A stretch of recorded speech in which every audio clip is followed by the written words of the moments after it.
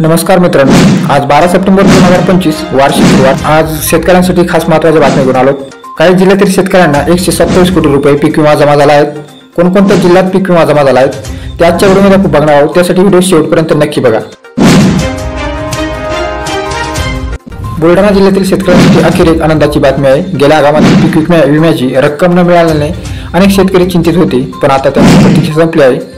प्रधानमंत्री पीक विमा योजनेअंतर्गत खरीप 2024 व 25 साठी मंजूर आलेले तब्बल 127 कोटी 50 हजार रुपयाची रक्कम जिल्ह्यातील 89,621 शेतकऱ्यांच्या बँक खात्यामध्ये जमा होण्यास सुरुवात झाली आहे।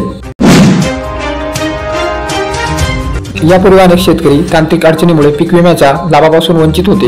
या समस्येची गंभीर दखल घेत कृषी मंत्री पीक विमा कंपनीच्या अधिकाऱ्यांसोबत एक विशेष बैठक घेतली। या बैठकीत प्रलंबित प्रकरणे तत्काळ निकाली काढण्याचे आदेश देण्यात आले। या प्रयत्नाचा परिणाम म्हणून आता या शेतकऱ्यांना त्यांची हक्काची नुकसान भरपाई मिळणार आहे।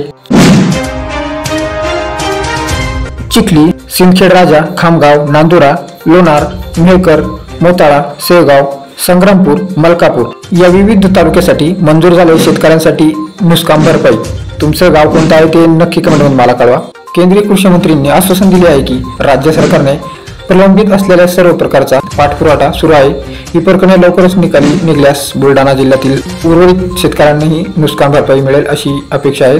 ज्या शेतकऱ्यांनी पीक विम्यासाठी अर्ज केला होता आणि आज ज्यांना अपघात रक्कम मिळाली नाही, त्यांच्या बँक खात्याची तपासणी करा। या संदर्भात अधिक माहितीसाठी तुम्ही तुमच्या तालुकास्तरीय पीक विमा कार्यालयास किंवा कृषी विभागाशी संपर्क साधू शकता। या मदतीमुळे शेतकऱ्यांचा मोठा आर्थिक आधार मिळणार आहे, ज्यामुळे त्यांना पुढील हंगामासाठी प्रोत्साहन मिळेल। या संदर्भात अधिक माहितीसाठी कमेंटमध्ये मला नक्की कळवा।